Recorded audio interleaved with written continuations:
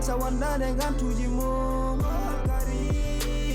lewru korka nanni somdu yurmende hewndu baraj korka ko farilema ne waddima hota wandane gantuji mum naflu ganni yoda innamal a'malu biniyati usta bakatuji bede baraji ma shahru ramadan itande foko lewru gi jangon be tawtoraka dum hoto hat hore ma nyamda yarde tawa hora nela putuda ko hore ma natina jokudem ko todda kima ine bonna nyalo mama sabu gita mane ko napi ma kamedam galma wade tede ma mu mene ko kore kore kore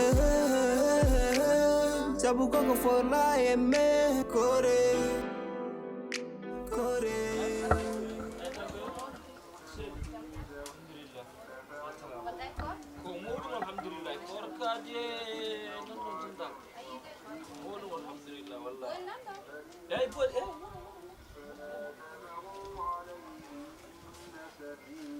Jamola Yasin. Ça va? Ça va bien? Ça va? Sinon? Ayo na? Mashallah. Akambia kwa kusaidia yao wata heda. Ngoja ni mwe. Inge mi mona jaho gagili wana ko Ba ba mana wai ni garenda yao tara. Ça va ka? Ay na matano jode mo garda ala janto. An hanki mi yani? Belen to. An hanki lega ngal ni fus atinai. Na fadam jotto gani subara ha. Jotto kay. Inge bele sar hala man jotto da jotta fe o kala bele nano. Naam. Kale jam day. Ko jambolo min kala bab. Jam tan. Ace musessalaji. Kale fare ko kale hala dini. Childo mi wa hanki boga fi kigga. Har mo kat gasara o fiya. Bi ma mer andi ko sir man ngi sikkar ken way hare. Una bonne tan yi. Taway dara bi ma jo. Fi mo rang ha ugli mele. Ala Watta ma hen kad itti piri ken. Te ko piri won. Konko piri kala wala mo hore ko tanji. Ile horam Ala hay sukun. mojje mo. Bi man. Na sikar kanko na mundo yaduno. Bi dum kay mi nyallen tarum sax mi wal hedde bol si tarum. Mi ngami nene. Mojje mo ko welti. Gomni kan kor ngumbi do ko pour fa weltade wala. Biri hefanno ko ko dañe pion mo. O fiyama de o may. Mojji Bi piggal ba ba. nga ande khabar ngaddo khabar bello o kala butu welde. Ake mashallah khabar ma hande Piggal ba. Lega ngal. Kabar bello non. O fade. yam bab ses ma ko fayga Gafay. I ba ngol ke yewude. Gafay. On kala jam. jam bolo hen baba nan ngam ñokora Wadde ko dum badano da. An kam ko an tayumi. An tayumi. Eyi. An joni. Oɗon goni e lewru korke. Ka korre. I ba mi ngi say kam tanan kam ko. On cikron korke tan ko warata hoore mum ɗomka anani e wasde ñamde ko ɗum woni korke. An ya hor gummoɗa gili galle mon a fagga e galle mon baktoji ngara gallam ɗo aɗa fagga ɗo baktoji oɗon ñoho oɗon kaala ko wona haajuji mon o fiyama de o murɓama de. E ba min kala hen.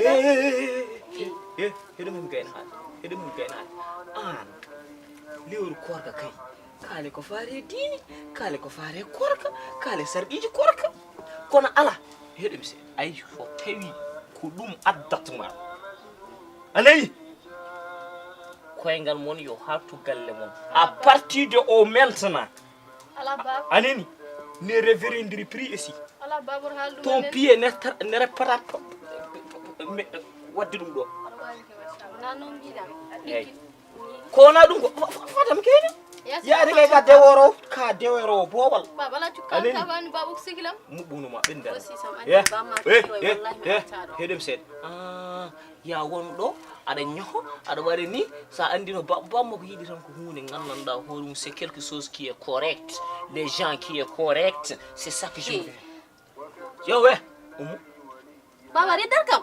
illa ummu Aussi mi ba ma riddar.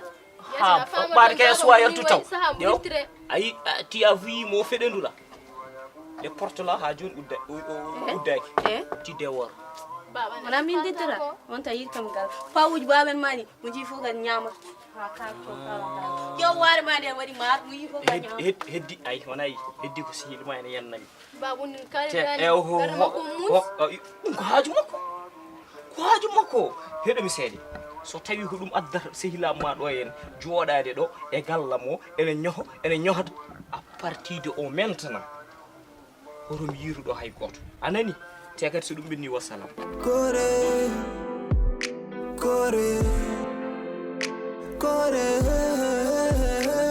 sabu koko forla e me kore farilla nelado Ramadan sharu Ramadan Karim